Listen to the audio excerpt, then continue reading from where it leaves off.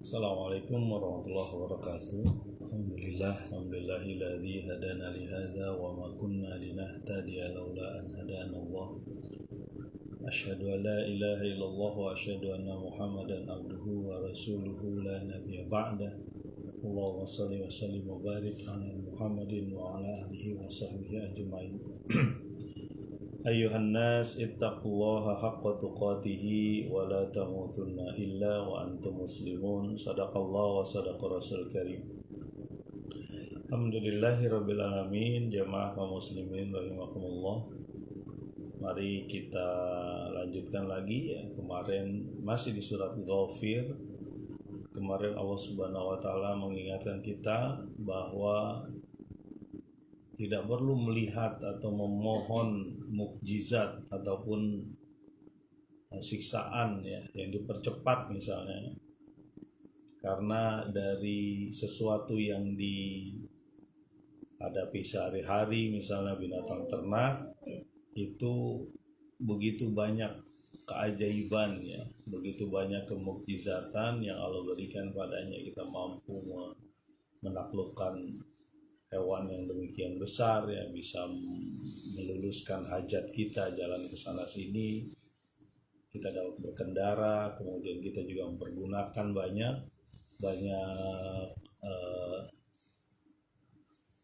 keperluan pada hewan ternak tersebut. Begitupun kita juga bisa mengendarai bahtera atau perahu ya, yang ada sifat-sifat yang ditanamkan pada air yang bisa membuat bahtera berlayar sesuai dengan kehendak kita. Mari kita lanjutkan lagi di ayat yang ke-82 surat Ghafir. Bismillahirrahmanirrahim. Afalam yasiru fil ardi fayanzuru kaifa kana aqibatul ladzina min qablihim kanu aktsara minhum wa ashadda quwwah wa atharan fil ardi fama aghna anhum ma kanu yaksibun. Mengapa mereka tidak berjalan di bumi lalu mereka memperhatikan bagaimana akibat bagi orang-orang sebelum mereka. Orang-orang sebelum mereka, yaitu orang-orang yang ingkar ya, sebelum mereka itu aktsara minhum, lebih banyak jumlahnya. Wa asyadda quwwatan, lebih kuat kekuatannya, powernya ya. Wa atharon fil ardi, lebih banyak pengaruh bekas-bekasnya. Maka tidak ada guna ya, orang-orang bagi mereka apa yang mereka usahakan. Nah, orang-orang Arab pada waktu itu juga sebenarnya mengenal kisah-kisah penghancuran satu kaum. Biasanya melalui 3 cara itu. Cara pertama, mereka melihat dari bekas-bekasnya, karena ada perjalanan ke kanan, ke kiri, ke utara, ke selatan, ya, terutama berdagang. Jadi bekas-bekas kaum yang dihancurkan oleh Allah Subhanahu Wa Taala itu ada.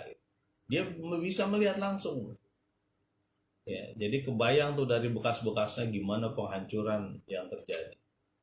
Yang kedua bisa jadi dari buku-buku ya, ataupun kertas-kertas, itu bahasa media mereka waktu itu.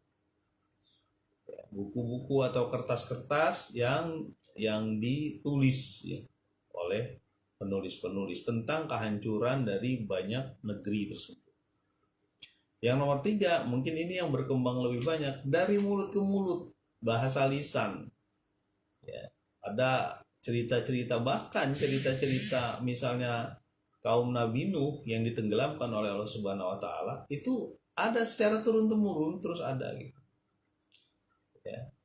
Jadi sebenarnya ini peringatan dari Allah Subhanahu Wa Taala kepada pada saat itu orang Quraisy, bahwa ada orang-orang yang lebih kuat, lebih banyak ya, mungkin dari sisi jumlah lebih menggelegar lah kira-kira jumlahnya gitu ya. Terus yang kedua lebih punya kekuatan. Ya. Ya iyalah, bagaimana kekuatan mereka bisa memahat gunung untuk dijadikan rumah ya. Dulu dengan teknologi sederhana mungkin, tapi dia bisa menjadikan rumah dari bukit-bukit, dari gunung. Berarti memang demikian. Kalau ada zaman sekarang itu mungkin mereka biasa selfie gitu di gunung tuh ya. Banyak spot-spot foto mungkin kalau sekarang. Tapi itu terlihat bahwa mereka ini lebih kuat. Terus lebih banyak athar, lebih banyak pengaruh-pengaruhnya, jejak-jejak peninggalannya lebih banyak.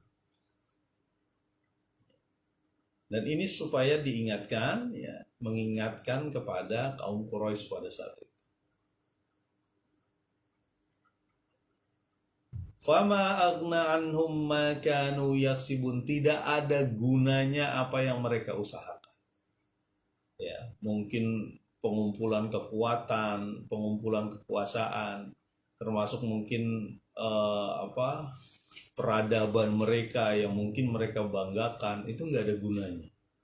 Kenapa? Karena peradaban itu ya dibangun dari kesia-siaan, ya, dibangun dari kebatilan. Ayat kedua, ayat ke-82 surat Al-Ghafir. Jamaah kaum muslimin rahimakumullah. Falamma ja'athum rusuluhum bil bayyinat farihu bima 'indahum minal 'ilm wa haqa bihim ma kanu bihi yastahzi'un. Dan ketika kami datangkan kepada mereka rasul-rasul kami ya, didatangkan kepada mereka dengan keterangan, maka mereka bergembira terhadap apa yang ada di sisi mereka, yaitu berupa ilmu ya. Dan diliputilah mereka ya dengan azab, ya, dengan siksaan dari Allah Subhanahu wa taala apa yang mereka olok-olokkan selama ini. Jamaah kaum muslim rahimahullah. Jadi dikirimkan rasul-rasul kepada mereka. Mereka melakukan kezaliman, melakukan kesewenang-wenangan, tidak mengakui Allah Subhanahu wa taala. Ya, melanggar perintah Allah sehingga kehidupannya didasari dengan kemusyrikan. Ini pertarungan terus-menerus ya, kemusyrikan dengan ketauhidan, pertarungan terus-menerus hingga hari akhirat nanti. Bahkan berlanjut hingga akhirat. Jadi pertarungan antara keimanan ya, dan keingkaran, kekafiran itu akan berlanjut terus hingga hari akhir. Jadi disampaikan oleh Allah Subhanahu wa taala ketika didatangkan para nabi, para rasul dengan bayinat, dengan bukti-bukti yang nyata. Sebelum zaman Rasulullah Nabi Muhammad SAW malah banyak mukjizat ya. Berbagai jenis mukjizat disampaikan. Bisa menghidupkan orang meninggal mati ya. Ibrahim aman dibakar api ya. Musa alaihissalam dengan tongkatnya, dengan tangannya yang keluar cahaya putih ya. Bahkan ada tambahan sebanyak 9 mukjizat yang diberikan kepada Nabi Musa alaihissalam, sampai katak darah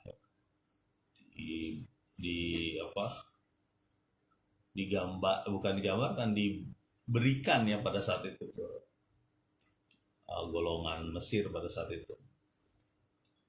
Ya, jadi bayinatnya banyak, termasuk kitab-kitabnya ya. Ya, termasuk kitab Taurat misalnya ya, yang punya 10 perintah Allah. Dan 10 perintah Allah itu sama aja dengan yang disampaikan oleh Nabi Muhammad SAW. Dilarang membunuh, dilarang berzina, dilarang mencuri dan sebagainya. Sama kan. Dan orang-orang itu menolak gitu.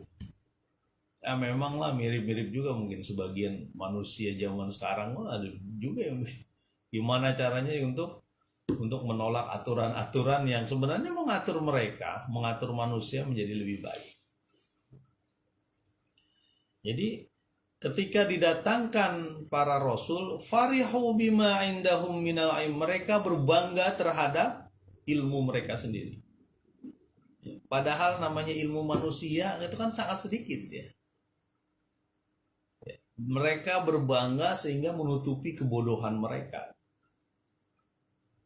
Sekuat apapun manusia tidak bisa mencapai ya, kekuatan ilmu yang diberikan Allah Subhanahu wa taala. Enggak usah jauh-jauh lah kita melihat laut, tahu apa dalam-dalamnya laut, baru belakangan aja ditemukan alat selam.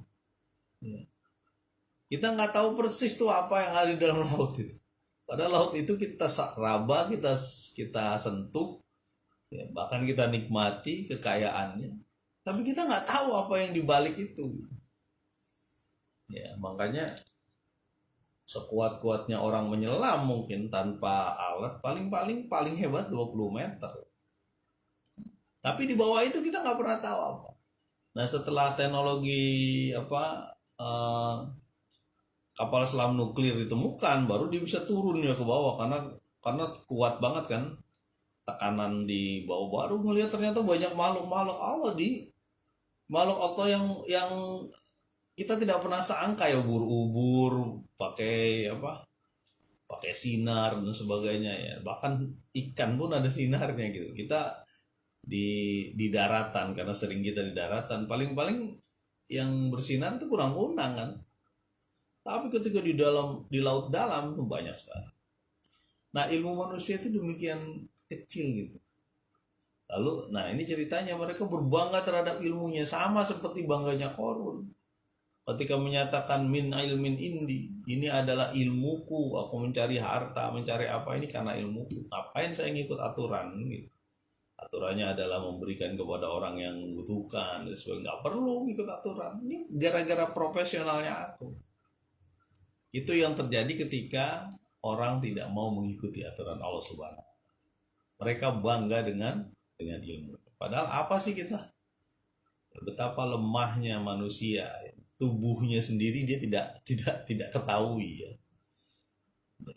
Bagaimana makanan dicerna di tubuhnya lalu bisa bergerak ya, melakukan aktivitas, kita nggak ngerti gitu. Bagaimana tahu-tahu bisa dicerna ya. Keluarlah kita sisanya itu keluarnya kan berupa buang air besar misalnya. Proses itu aja kita nggak mengerti. Itu kan di bawah sadar ya. Kerja otot, kerja hati kan. Kerja mungkin limpa, sebagian hormon. Itu kita nggak ngerti gimana prosesnya. Kita nggak ini, dan manusia hidup dengan itu. Dan tergantung dengan itu. Ya, termasuk tadi misalnya teknologi arsitektur yang demikian hebat pada beberapa rombongan di Ahqaf misalnya ya. Ada beberapa lah rombongan-rombongan yang mau dihancurkan oleh Allah Subhanahu wa taala. Ya. Mereka berbangga terhadap keilmuannya. Nah, wa haqa bihim ma kanu bihi yastahzi'un, maka kata Allah Subhanahu wa taala, diliputilah mereka. Diliputi dengan siksa maksudnya. Diliputilah mereka dengan sesuatu yang mereka olok-olokkan, mereka hina, mereka cerca gitu. Nggak mungkin ada azab, nggak mungkin ada hidup setelah mati ya. Kan begitu. Biasanya orang-orang kan mendebat para rasul itu, mana mungkin tulang-tulang yang sudah hancur berulang lalu disusun kembali ya. Tidak mungkin kita hidup lagi. Ada satu hal yang dilupakan orang yang mengatakan apa? Kenapa kita hadir di sini? Kenapa kita hadir di dunia ini? Kenapa tidak kita perhatikan bagaimana kita datang di dunia ini di perut ibu kita? Kan gak berbentuk manusia awalnya. Kita dari tidak apa-apa, tidak ada apa-apa. Lalu diwujudkan manusia. Betapa mudahnya Allah akan mewujudkan manusia lain. Seperti tanaman lah. Kalau kita lihat tanaman kan begitu ya, ketika musim kering hancur, nggak ada sama sekali, bahkan licin atasnya tanahnya. Ditambahin airnya sebentar keluar banyak. Nggak cuma rumput ya, model kayak jahe kunyit tuh gitu juga. Jahe kunyit tuh rontok, hilang sama sekali kan, terus nanti ada lagi tuh. Itu sesuatu yang mudah lah kita bisa. Jadi wahaqa bihim ma kanu bihi yastaziun, mereka diliputi dengan sesuatu yang mereka olok-olokkan. Ayat ke-84. Falamma ra'au ba'sana qalu amanna billahi wahdahu wa kafarna bima kunna bihi musyrikin. Ketika mereka melihat ba'sana, siksaan, guncangan hebat dari kami, mereka berkata, aku beriman kepada Allah satu, yang wahdah. Wa kafarna bima kunna bihi musyrikin, dan kami ingkar terhadap apa yang kami lakukan kemusyrikan padanya. Nah, jadi ini betul. Biasanya setelah melihat baru mereka bilang kami beriman. Padahal ya, namanya taubat itu karena takut. Bukan karena sudah beriman dia taubat, enggak. Taubat itu karena takut. Seperti taubatnya yang bermanfaat, taubatnya kaum Yunus ya. Kaum Yunus taubatnya bermanfaat itu.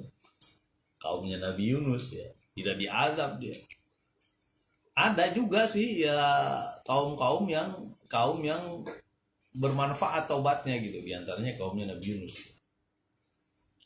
Nah, kalau sudah melihat baksana, melihat apa, siksaan, goncangan ya, seperti goncangannya kaum Lut misalnya ya, yang aliyaha safilaha, atasnya dibuat bawah-bawahnya dibuat atas bawah itu digoncangkan luar biasa ya, dihancur leburkan mereka ya. Udah nggak ada lagi yang bisa lari daripadanya, termasuk istrinya ya. Termasuk istrinya pun nggak bisa ya. Karena dalam riwayat disebutkan dia termasuk yang setuju atau mendukung, saya tidak tahu setuju atau mendukung ya, mendukung perbuatan yang melawan fitrah manusia. Jadi baru mereka nih ceritanya ketika melihat itu, baru mereka beriman, seperti berimannya Fir'aun ketika air laut sudah masuk. Amana bi rabbil alamin, aku beriman kepada Rabb semesta alam, Rabb Musa wa Harun, Rabbnya Musa dan Harun. Percuma, sudah tidak ada lagi. Idza balaghatit taraqi wa qila man raqa. Jika nyawa sudah di kerongkongan, di tenggorokan, dikatakan kepada dia, siapa yang bisa ngobatin? Nggak ada yang bisa ngobatin. Ya, mereka bilang, aku beriman kepada Allah wahdah, Allah yang satu ya. Dan kami ingkar terhadap kemusyrikan yang kami lakukan.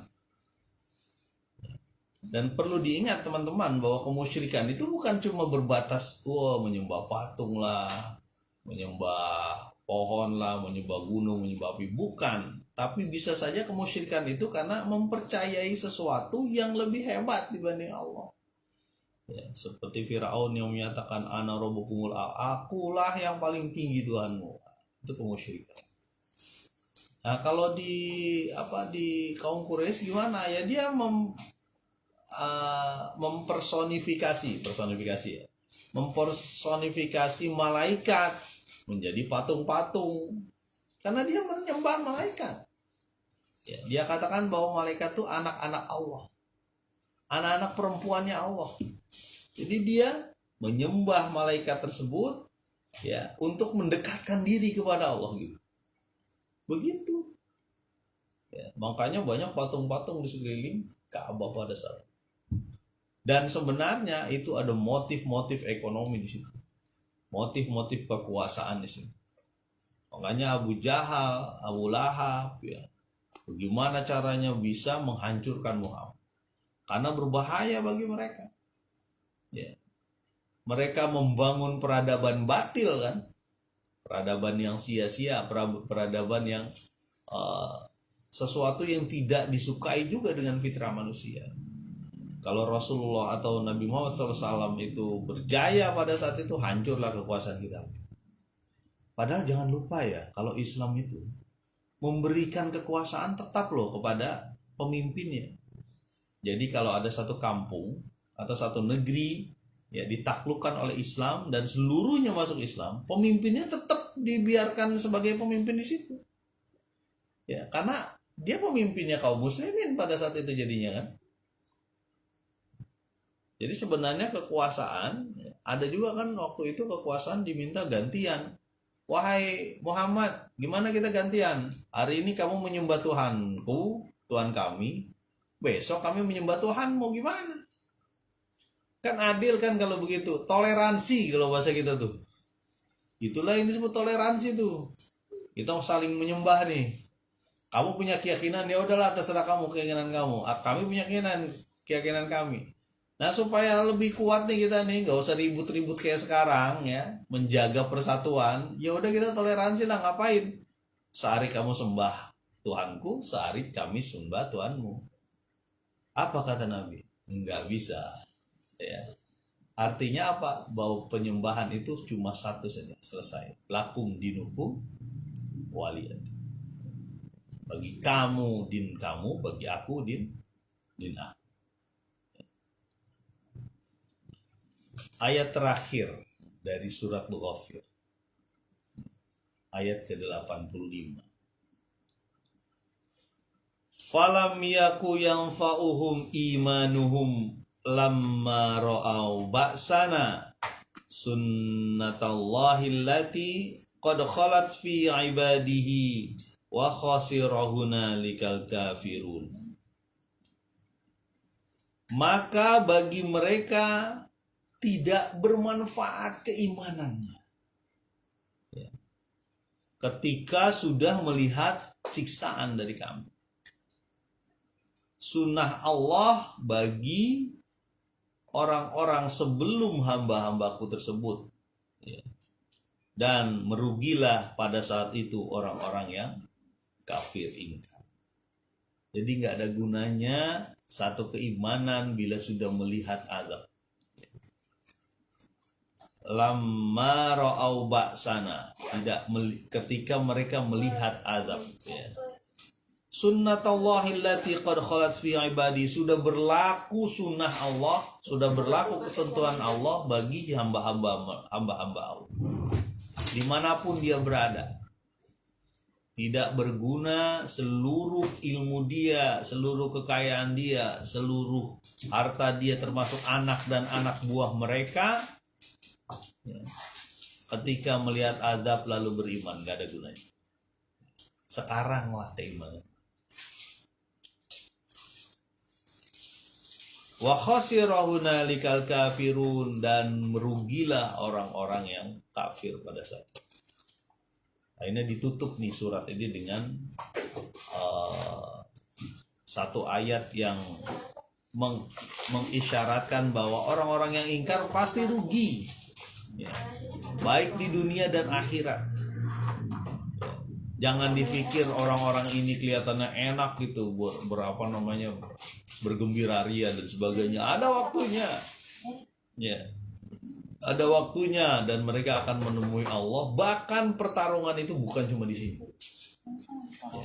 Makanya surat ini ya, cerita tentang surat Ghafir itu selain menyebutkan ketauhidan, bagaimana ada ayat-ayat Allah di muka bumi ya, tapi di situ secara umum itu pertarungan antara kekafiran dan keimanan, pertarungan yang abadi. Mudah-mudahan kita juga berusaha untuk memenangkan pertarungan ini ya, sehingga bisa lolos ke dalam surga insya Allah. Mudah-mudahan. Selesai sudah satu surat, mudah-mudahan bermanfaat bagi kita semua, termasuk bagi saya pribadi terutama.